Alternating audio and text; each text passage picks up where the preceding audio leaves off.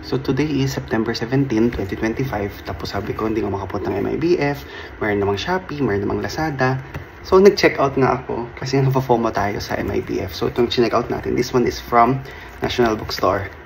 50 greatest stories from East and West. 50 greatest love stories. 50 greatest short stories. 50 world's greatest essays. The Woman from Uruguay by Pedro Mayral. Yan. So, parang dagdag lang ng Latin American reading. Siyempre, FOMO, Katabasis by R.F. Kuang. So, binuksan ko yung ilalim kasi kikita ko sa Shopee yung mga ibang orders, may kasamang bookmark. Itong akin, inopen kong ilalim, first page, last page, walang kasamang bookmark. Hindi ko alam bakit.